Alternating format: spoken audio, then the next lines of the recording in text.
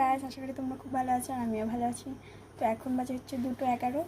তো আমি স্নান টান করেছি, তারপরে তোমাদের সাথে আর ব্লগ করা হয়নি। তো এখন আবার চলে না হিয়া কি করে দেখো খেলছে। রিকি কই? রিকি এই দেখো আম পাচ্ছে আমার দাদু। দিদি কালকে আমি বলবো কারে